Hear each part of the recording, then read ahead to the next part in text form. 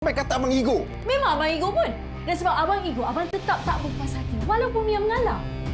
Abang rasa tercabar dengan Adam. Padahal dia ikhlas nak bantu abang. Dia bukan ikhlas nak bantu abang, Mia. Dia nak bantu Mia. Dia nak tunjuk diri tu bagus. Cukuplah. Abang dah cukup bersabar dengan perangai dia tu. Tolong jauhkan dia daripada hidup abang. Boleh tak? Okey, fine. Lepas ni, Mia takkan libatkan dia lagi. Tapi abang tolonglah, jangan bersangka buruk pada orang. Tak payah nak buat dosa. Tengok Mia bela dia lagi, Mia. Mia, apa hebat sangat dia tu?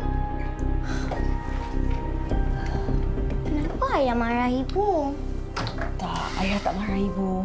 Suara ayah cuma terkuat je masa cakap dengan ibu.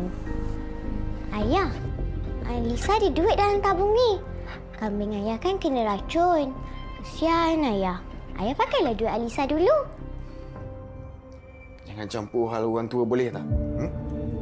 Apa banyak sangat ke duit tu? Sampai nak kena bagi ayah? Apa hidup ayah ni sengkek sangat ke? Abang! Ya Allah, Astagfirullahaladzim. Sabar, Ri. Istighfar. Ingat Allah banyak-banyak, Ri. Abang ni dah melampau. Ri, kalau Ri marah sangat pun janganlah libatkan anak. Dia tak tahu apa-apa pun. Sabar, nak. Kalau ada masalah pun kita boleh selesaikan, ya? Alisa?